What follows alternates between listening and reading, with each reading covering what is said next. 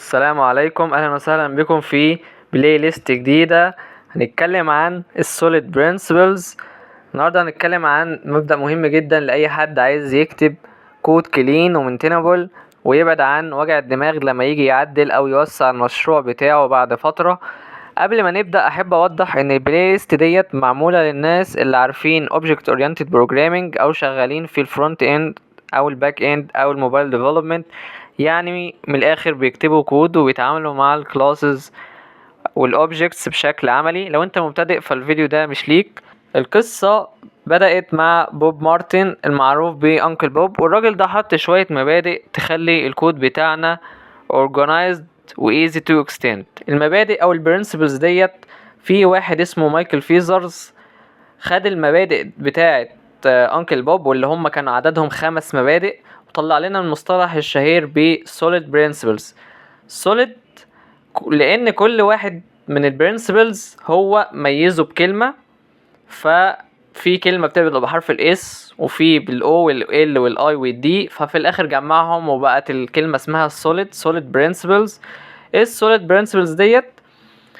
يعني ايه لازمتها في الشغل بتاعنا؟ ان هي بتساعدنا ان احنا نكتب الكود كلين، وان احنا نقدر نعمل موديفاي بسهوله واكستند للمشروع بتاعنا، ونقلل المشاكل او الباجز لما بنعمل اي تغيير في الكود. واول مبدأ فيهم او برنسبلز هنتكلم عنها ان هي single responsibility principle.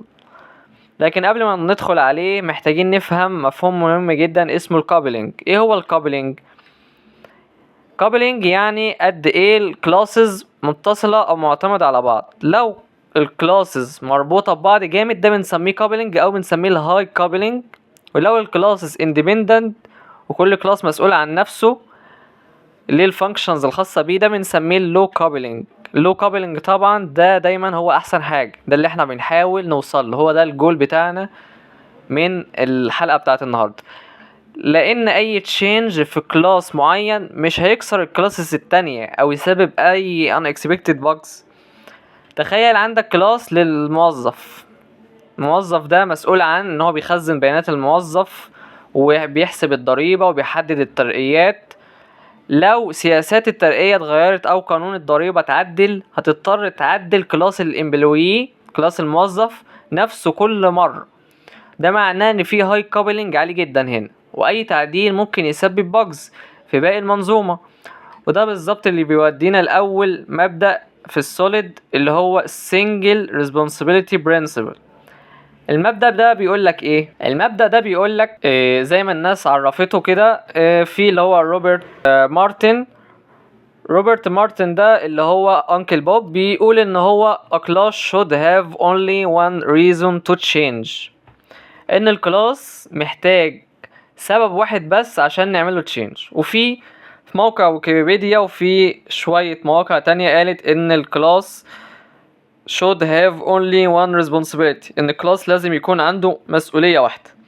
طب احنا هنقول الديفينيشن بتاع single responsibility principle ازاي. هنميكس ما بين التو definitions اللي فوق دول، وهنقول ان ما ينفعش نحط كل حاجة في كلاس واحد وتخليه يعمل كل المهام. يعني الكلاس should have a single responsibility where responsibility is nothing but a reason to change.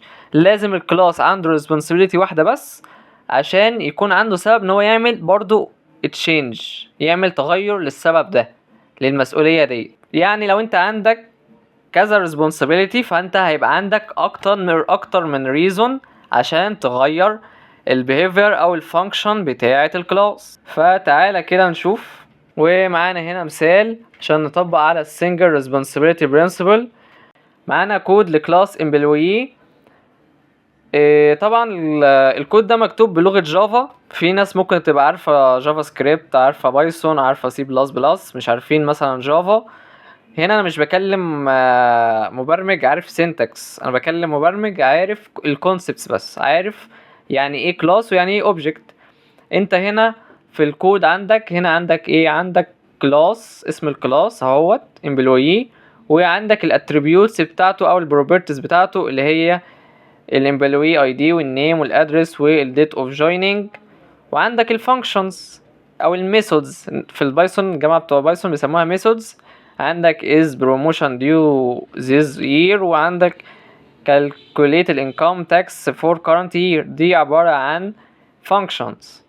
ظاهر الكود هنا ايه؟ ان انت عندك الامبلوي داتا، وبيقول لك ان في function للبروموشن وفي function للانكم تاكس.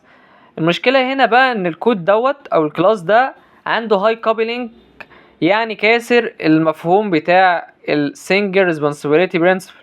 لان هو عندك هنا المفروض الفانكشن بتاعت البروموشن زي ما احنا وضحنا الترقيات، مش هو اللي بيبقى مسؤول عن الترقيات. ممكن الايه الاتش ار ممكن نخصص الفانكشن ده لموظفين الاتش ار لوحدهم، فاحنا ممكن نعمل لهم كلاس خاص بيهم هما. وبرضو موضوع التاكس، موضوع الضرايب، ان احنا نحسب الضرايب برضو نخلي برضو موظفين الضرايب في كلاس لوحدهم. فالحل الصح ان احنا نعمل ايه بقى؟ نعمل ريفاكتور للكود اللي هو مش بيست براكتس، ده كده باد براكتس. ايه البيست براكتس؟ اللي انت تخلي بقى الكود بتاع الكلاس الامبلوي ده نقسمه ل 2 كلاسز، نخليه ال HR promotions نديلها الفانكشن بتاعه البروموشن، و ال find tax calculations نديها للايه للجماعه بتوع اللي هم بيحسبوا التاكسز. والامبلوي يكون محتفظ طبعا بالداتا بتاعته كده. وده كان اول برنسبل معانا بشكل مفهوم وسهل. وخلاص كده احنا عرفنا الامبلوي هو اللي هيبقى مسؤول عن الداتا بتاعته، والاتش ار بروموشن مسؤول عن البروموشن لوجيك، والفاينانشال ديبارتمنت قسم الفاينانشال هم اللي هيبقوا مسؤولين عن التاكس كالكوليشن. النتيجه في الاخر اللي انت هتحصل عليها ايه؟ هتحصل ان انت عندك لو كابلينج ماشي ما بين الكلاسز، وسنجل ريسبونسابيلتي لكل كلاس، وان الكود بتاعك تقدر تعمله كلين ومينتينبل. وحتى التيست انت ممكن تعمل تيست كيسز بشكل اسهل لكل كلاس. وخلاص انت لو في اي بج في اي كلاس منهم انت هتبقى عارف هتوصل للبج دي بسهولة، لان انت عارف هي جايه من انه كلاس بس. ودوت كان اول برنسبل معانا، وان شاء الله الحلقه الجايه نكمل البرنسبلز الاربعه التانيين. واشوفكم في حلقه جديده. وما تنساش لو عجبك الفيديو اعمل لي سبسكرايب ولايك وشير عشان يوصل لك باقي الحلقات الجايه. وشكرا جدا ليكم.